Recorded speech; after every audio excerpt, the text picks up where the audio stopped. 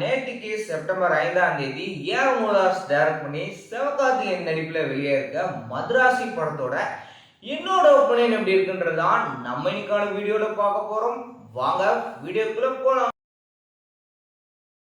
துப்பாக்கியை பொட்டலம் கட்டி இருக்கக்கூடிய வில்லன் கேங் ஒரு பக்கம். ஏன்னா அவங்க ஊர் ஊரா அந்த துப்பாக்கியை சென்ட் பண்ணும் அப்படின்ற நோக்கத்தோட இருக்காங்க. அது மட்டும் இல்லாம கிரைம் எல்லாம் அங்க நடந்துட்டு இருக்குதுங்க.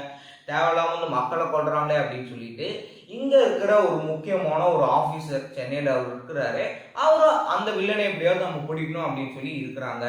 அங்க இருக்கக்கூடிய ஒரு மலையாளம் ஆக்டர் பிஜு மோனன் அவரை ஆக்சிடென்ட்ல அவருக்கு காயமாயிருக்கு. சரின்னு ஹாஸ்பிட்டல்ல அட்மிட் பண்றாங்க. அதே ஹாஸ்பிட்டல்ல லவ் ஃபெயிலியர் ஆகி நான் சூசைட் பண்ணுவேன் அப்படின்னு சொல்லி கீழே விழுந்த நம்ம எஸ்கே நம்ம ஆபரேஷனுக்கு யூஸ் பண்ணா கரெக்டா இருக்கும் அப்படின்னு சொல்லி பிஜு மோனன் யோசிக்கிறாரு.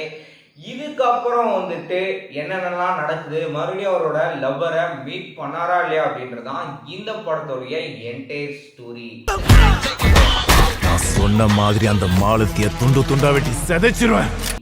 இந்த படத்தை பொறுத்த வரைக்குங்க, படத்துடைய first half and second half ரெண்டையுமே ஒரு சில இடங்கள் இன்னும் கொஞ்சம் பெட்டராவோ இல்லை வேற மாதிரி கொண்டு போயிருக்கலாம் அப்படின்ற மாதிரி தோணுச்சு.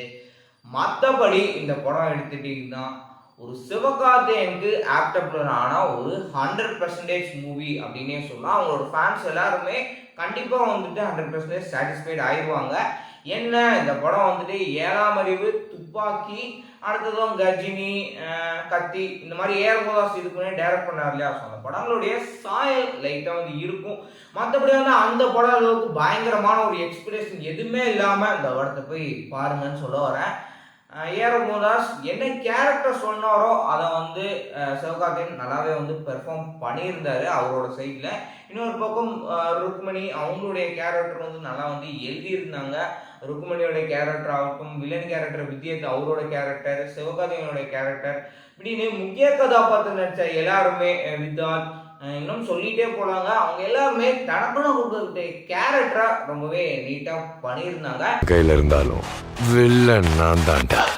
பேக்ரவுண்ட் ஸ்கோரை பொறுத்த வரைக்கும் ட்ரெய்லர்ல அந்த அளவுக்கு பெருசா தெரிவிக்கல. ஆனா படத்துல பார்க்கும்போது வழக்கமா அனிருத் அவரோட படத்துக்கு எப்படி கம்போஸ் பண்ணுவாரோ அதே மாதிரியே இந்த படத்துல ரொம்பவே சூப்பரா கம்போஸ் பண்ணி கொடுத்திருந்தாரு. பாடல்கள் பொறுத்த வரைக்கும் தங்கப்பூவே தான் எனக்கு ரொம்பவே ஃபேவரட்டான ஒரு பாடலா இருந்தது. மற்றபடி இந்த படத்துல பாடல்கள் பெருசா சொல்றதுக்கு இருக்காது.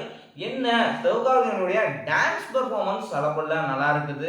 அதே சமயம் அது கொஞ்சம் வைப்ரேட்டரா இருக்கு. ஏன்னா இன்ஸ்டாகிராம் எல்லாருக்கும் எப்போ திறந்தாலும் அந்த ஒரு பாட்டு தான் வந்துட்டே இருக்குது. ஸோ அதனால நம்ம மனசுலையும் அந்த ஒரு பாட்டு லைட்டா கேட்கற அளவுக்கு ஒரு வைப்ரேட்டரா இருக்குதுங்க.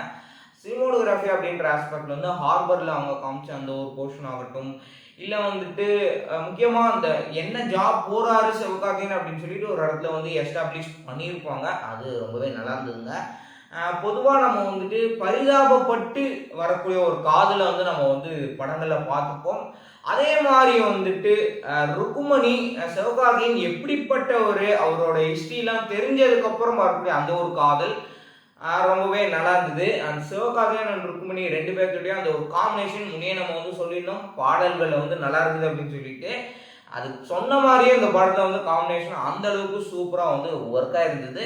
மொத்தத்துல இந்த படம் எப்படி இருக்கு அப்படின்னு எடுத்துட்டீங்கன்னா, சிவகார்த்திகேயனுடைய தாறுமாறான ஆக்ஷன் பிளாக் சீன்ஸ்க்காகவும் பிளஸ் இந்த படத்துல சொல்ல வரக்கூடிய அந்த ஒரு லவ்வுக்காக சிவகார்த்திகேயன் எந்த அளவுக்கு லவ் பண்றாரு அப்படின்னு சொல்லிட்டு உங்களுக்கு லவ் அண்ட் ஆக்ஷன் பிடிக்கும் அப்படின்னா தாராளமா நீங்க இந்த படத்தை போய் பார்த்து என்ஜாய் பண்ணலாம்.